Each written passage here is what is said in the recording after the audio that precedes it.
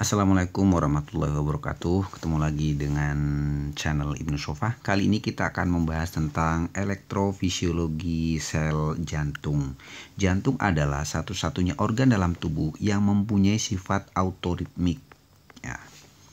Autoritmik. Apa itu autoritmik? Autoritmik adalah kemampuan sel jantung dalam membuat aksi potensial sendiri. Ya. Jadi aksi potensial terjadi secara otomatis. Aksi potensial itu adalah terdiri dari depolarisasi dan repolarisasi, di mana dua aksi ini akan membantu dan akan menentukan peran fungsi jantung ketika dia melakukan kontraksi dan menjalankan fungsinya sebagai pompa darah ke seluruh tubuh. Ya, oke. Jadi aksi potensial seperti yang tadi saya sampaikan terdiri dari depolarisasi dan repolarisasi. Namun sebelum lebih jauh, kita akan membahas tentang bagaimana sih perjalanan sel ketika dia terjadi aksi potensial. Seperti tadi saya sampaikan bahwa aksi potensial itu terdiri dari dua, yaitu depolarisasi dan repolarisasi. Nah, dalam aksi potensial ini ada elektrolit-elektrolit yang sangat berpengaruh atau sangat berperan dalam terjadinya proses aksi potensial. Yang pertama adalah natrium. Ya. Natrium di dalam sel, ya, itu muatannya sekitar ini saya kasih I berarti di dalam sel, kemudian saya kasih O berarti di luar sel, ya. Natrium di dalam sel sekitar 10, ya. Kemudian di luar sel jumlahnya sekitar 135 sampai 145 atau di tengah-tengahnya adalah sekitar 140. Kemudian kalium. Kalium di dalam sel, ya, ini jumlahnya banyak, ya. Jadi sekitar hampir sama dengan natrium di luar sel, yaitu sekitar 140 sampai 150-an, ya. Sementara di luar sel, ya jumlahnya sekitar 3,5 sampai 5, ya, atau sekitar 4 lah, ya, kurang lebihnya. Kemudian kalsium. Kalsium ini di dalam sel jumlahnya cukup sedikit, hanya 1 kali 10⁻⁴, ya. Kemudian di luar sel jumlahnya sekitar 2 meg. Nah, ini adalah elektrolit yang sangat penting ketika kita membahas tentang aksi potensial. Oke, kita lanjutkan. Yang pertama adalah ketika sel dalam keadaan istirahat, ya, atau dalam keadaan polar, ya, muatan di dalam sel lebih banyak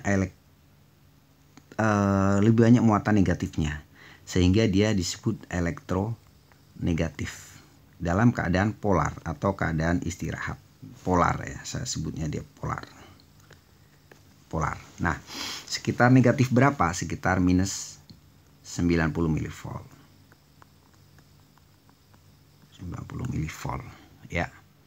Nah, jadi sekitar 90 mV. Nah, ketika terjadi yang fase pertama adalah depolarisasi, ya, atau dalam aksi potensial dia disebut dengan fase 0. Kalau fase polar itu dia disebut dengan fase istirahat atau fase 4, ya. Fase 4. Nah, ketika dia terjadi depolarisasi, kenapa bisa terjadi depolarisasi? Karena ada muatan natrium yang masuk, ya. Natrium yang banyak di luar sel tadi, ini banyak di luar sel, ini banyak di luar sel, dia masuk ke dalam sel sehingga muatan selnya yang tadinya negatif berubah menjadi positif, lebih positif, ya. Ya, ini disebut dengan fase depolarisasi atau fase 0. Nah, muatannya berubah, yang tadinya minus 90 dia berubah sampai kurang lebih positif 20. Jadi kalau kita kasih garis, dia sekitar minus 90. Ini sekitar positif 20 milivolt. Milivolt ya.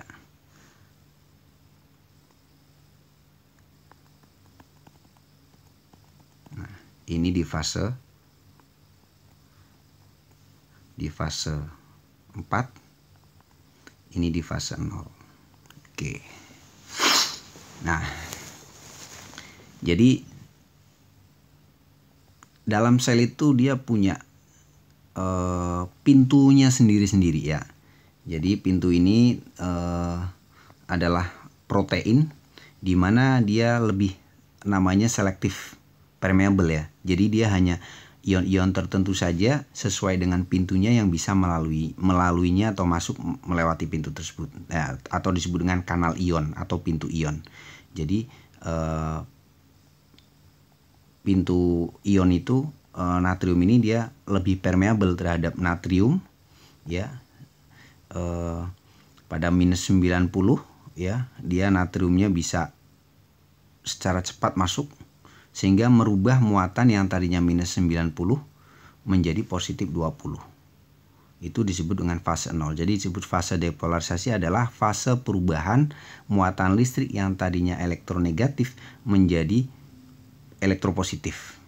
Yang tadinya minus 90 menjadi positif 20. Oke. Nah, setelah sampai di positif 20 ya. Sampai di positif 20 itu pintu atau kanal natriumnya dia inaktif ya, natrium inaktif, dia nggak aktif lagi nih, artinya tidak ada lagi yang natrium yang masuk. Sebaliknya pintu kalium ya, dia terbuka ya, kalium ini terbuka dia. Ingat bahwa kalium itu kan dia muatannya positif kan. Nah, begitu muatan ini positif, banyak yang keluar, otomatis akan merubah muatannya yang tadinya sampai positif 20 jadi akan minus lagi karena banyak muatan positif yang keluar, sehingga dia muatannya akan turun. Muatannya akan turun. Nah, turun gitu. Ya. Fase ini disebut dengan fase 1 atau fase repolarisasi cepat. Repolarisasi dini. Ya, dini. Oke. Nah, tertutupnya pintu natrium ya pada fase 1 ini yang diiringi dengan terbukanya pintu kaliumnya banyak yang keluar, kemudian akan menimbulkan terbukanya pintu kalsium. Jadi kalsium masuk nih. Kalsium nih 2+ masuk ke dalam sel. Sehingga muatan sel yang tadinya harusnya kalau nggak ada kalsium yang masuk, dia akan berangsur-angsur turun.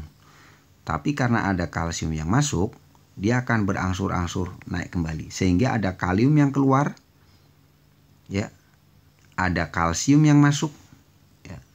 Ini ada kalsium yang masuk, ini ada kalium yang keluar, sehingga akan membuat kondisinya stabil atau seimbang.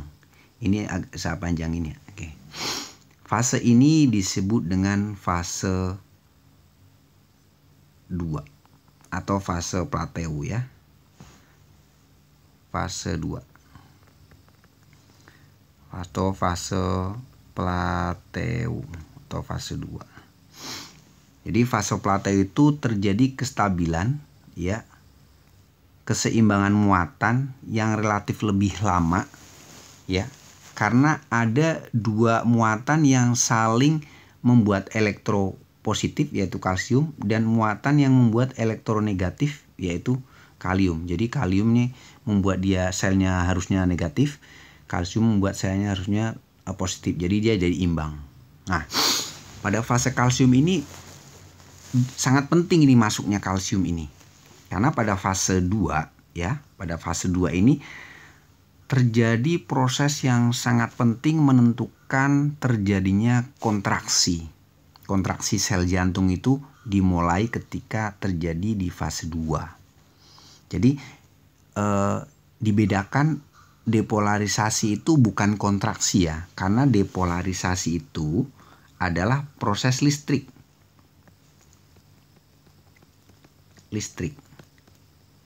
Sementara kontraksi itu adalah proses mekanik. Nah, jadi listriknya dulu baru ototnya berkontraksi gitu. Nah, terjadinya kontraksi itu karena ada fase 2 ini, fase di mana masuknya kalsium ke dalam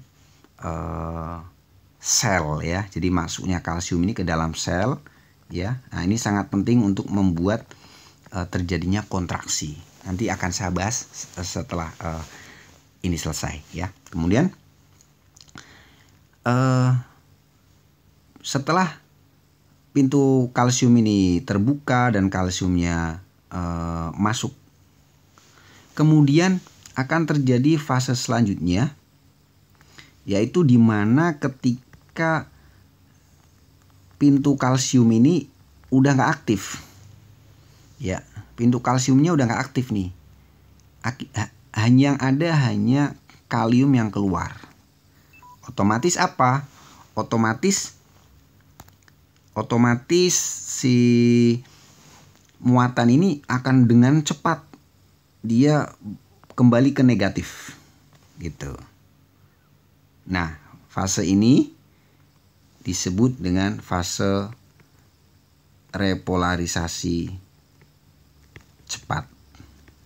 Ya, karena dengan cepat muatan itu kembali ke repolar atau mau ke polar nih, menuju polar. Ya, atau disebut dengan fase 3. Nah, jadi fase 3 itu fase di mana banyak sekali kalium yang keluar. Ya. Kalium yang keluar. Kalium keluar sel. Nah, itu adalah fase cepat.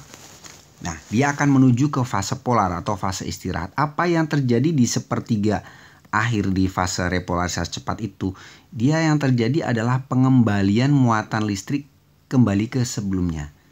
Ya, ini kita lihat. Jadi, kalau kita amati di proses ini, jadi di dalam sel itu berarti ada kalsium ya. Ada juga natrium yang tadi masuk, ya kan? Nah, sementara kalium ada di luar. Nah, pada fase sepertiga akhir dari repolarisasi cepat ini, terjadilah pengembalian proses yang kembali seperti semula.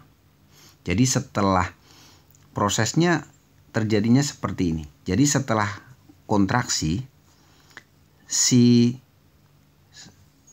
kalsium ini dia ada di retikulum sarkoplasmik ini ya. Dia akan dikembalikan ke sitosol. Ya, sitosol itu adalah masih dalam sel, namanya sitoplasma, melalui serka namanya. Melalui serka. Serka itu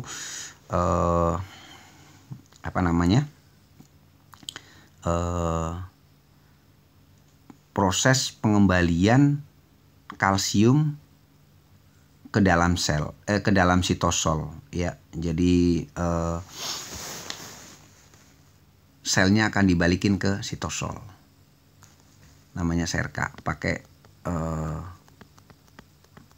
metode serka ya. Nah, si kalsium ini akan bertukar dengan Na. Na-nya, kalsiumnya nanti akan dikeluarkan lagi, kemudian masuk natrium lagi melalui NaCa exchanger ya, atau NaCa exchanger. Jadi natrium kalsium exchanger. Jadi kalsiumnya keluar, natrium masuk. Jadi makin banyak dong natrium yang di dalam, ya Proses selanjutnya adalah NaK-ATPase. Jadi natrium yang ada di dalam sel ini nanti akan dikeluarkan di pompa dengan pompa natrium kalium atau yang sering kita sebut dengan NaK-ATPase. Jadi kaliumnya akan masuk, kaliumnya akan masuk, natriumnya akan dipompa keluar. Jadi pada fase akhir endingnya adalah tetap yang ada di dalam adalah kalium yang banyak, sementara natrium dan kalsium tetap ada di luar sel. Gitu.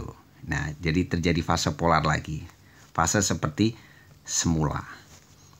Ya, terjadi fase repolarisasi namanya. Jadi seperti itu.